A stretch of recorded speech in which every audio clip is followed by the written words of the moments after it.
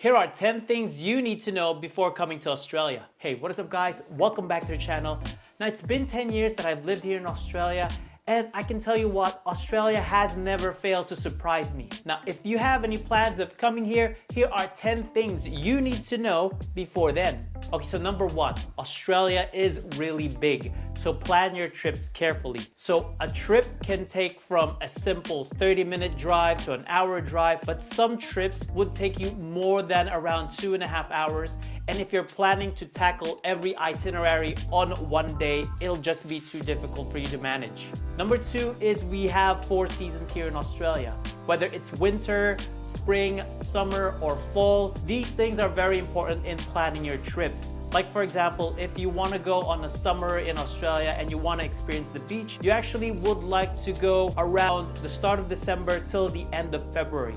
After that, it's autumn, and then winter most likely would start at the 1st of June to the last day of August. Number 3, and this will make some of you cringe, we actually drive on the left side of the road. And to go even further, our steering wheel is actually on the right side of the vehicle. Now, I know for you veteran drivers, you'd think, oh, you know what, honestly, it wouldn't matter if it's left or right. I tell you right now, I've been driving in the Philippines, which is actually on the right side of the road. And I've been driving in the Philippines for about 10 years now. When I got here in Australia, I actually almost merged into the wrong lane. And is not really safe for you and the other drivers. Okay, so number 4, speaking of road safety, you also have a lot of road cameras in Australia. Now, being said that you have your usual speed cameras, you also have a few cameras that detect whether or not you're wearing your seatbelt properly, and trust me, I had an infringement on this. And you also have cameras that will also detect if you're using your phone. So be careful when you're driving here in Australia. Like really, there's a lot of cameras. Some of them, such as speed cameras, has early warnings. Like for example, while driving through a freeway, you can actually see a warning there that you're approaching a speed camera. So that's really cool and all. But some other cameras, such as the seatbelt cameras or the cameras that will detect whether or not you're using your phone as a driver, well, yeah, that will actually catch you off guard. And number 5 is actually knowing your Aussie slang. So mate means a friend, arvo means afternoon, and Barbie is obviously barbecue. And if you're trying to go to McDonald's, don't say McDonald's, say Macca's. We call them Macca's here in Australia. And last time I asked them for an elevator and they said, you mean the lift? The lift. Elevators in America are called lifts in Australia. And please don't say shrimp on the Barbie.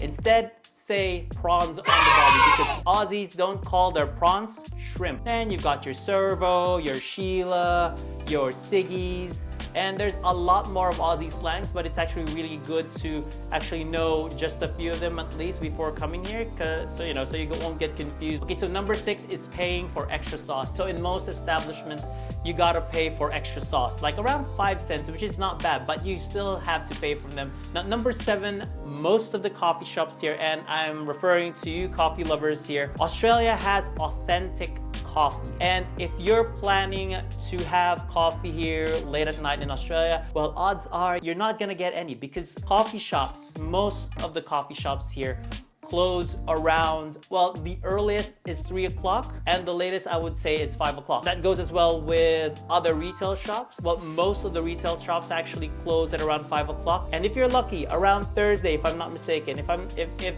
this isn't different with other states, I know Thursday, a lot of stores actually are still open up until 9. Okay, so number 8 is that there's a lot of free parks and free beaches. I know there's a lot of free parks and beaches as well in other countries, but there's some countries as well, being said in the Philippines, that for you to get to a beach sometimes or to a certain area, you have to pay admission. Now here in Australia, all of the beaches and all of your recreational parks, so if you're traveling with the family, you could actually just relax in a park or a beach, and it's absolutely free. Plus, a side note though, recreational parks, those kid-friendly parks, most of them have toilets. I know this seems like an unimportant detail, but you'll be surprised when you're traveling on the far road, you'll be actually looking for a toilet somewhere. And if you're looking for a toilet, then just go to a park near you and yeah, you'll find a toilet right there. Very important. very important for you guys.